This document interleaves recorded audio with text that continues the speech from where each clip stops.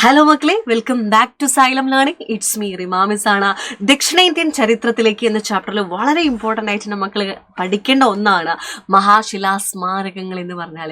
എന്തിനു വേണ്ടിയിട്ടായിരുന്നു ഈ കുടക്കല്ല്, മുനിയറ, തൊപ്പിക്കല്ല് പോലെയുള്ള മെഗലിത്തിക് മോണമെന്റ്സ് നമ്മൾ പണ്ട് കാലത്ത് യൂസ് ചെയ്തെന്നറിയോ? അതായത് മരിച്ച ആളുകളുടെ ഡെഡ് ബോഡീസ് അല്ലെങ്കിൽ എന്താണ് മൃതശരീരാവശിഷ്ടങ്ങളൊക്കെ ഇല്ലേ, അതൊക്കെ എന്താണ് അതൊക്കെ അടക്കം ചെയ്യാൻ വേണ്ടിയിട്ടായിരുന്നു. അതൊക്കെ അടക്കം ചെയ്യാൻ വേണ്ടിയിട്ടായിരുന്നു നമ്മുടെ ഇത്തരത്തിലുള്ള മുനിയറകളും കുടക്കല്ലുകളും ഒക്കെ യൂസ് ചെയ്തിട്ടുണ്ടായിരുന്നത്. അപ്പൊ എന്തുകൊണ്ടാണ് ഇത് ഉണ്ടാക്കുക എന്നറിയോ? വലിയ കരിങ്കല്ല് കൊണ്ടോ അല്ലെങ്കിൽ എന്താണ് ചെങ്കല്ലിലും കരിങ്കല്ലിലും ഒക്കെ നിർമ്മിച്ച കുടക്കല്ല്, തൊപ്പിക്കല്ല്, മുനിയറ ഇതൊക്കെയാണ് മഹാശിലാ സ്മാരകങ്ങൾ എന്ന് വിളിക്കുന്നത്. എന്തുകൊണ്ടൊക്കെ ഉണ്ടാക്കിയതാ?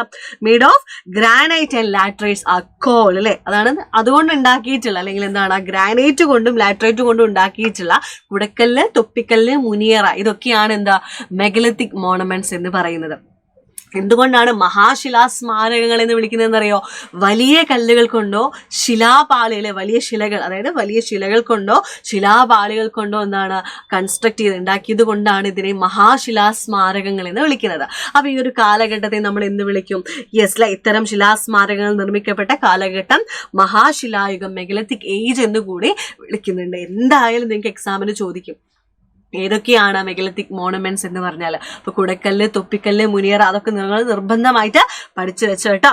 അപ്പോൾ ഇങ്ങനെയൊക്കെ നമുക്ക് ഡീറ്റെയിൽ ആയിട്ട് പഠിക്കാം. നമുക്ക് നമ്മുടെ മുമ്പിൽ ക്രിസ്മസ് എക്സാം വരാൻ പോവാണല്ലേ. അപ്പോൾ എല്ലാം നിങ്ങൾക്ക് സെറ്റ് ആക്കി ഒരു റിവിഷൻ പോലെ തരാൻ വേണ്ടിയിട്ട് നിങ്ങൾ നമ്മുടെ ബാച്ചിലേക്ക്, നിങ്ങളുടെ 6ാം ക്ലാസ്സുകാരുടെ വജ്ര ബാച്ചിലേക്ക് നിങ്ങൾ പെട്ടെന്ന് തന്നെ ജോയിൻ ചെയ്തോളേ.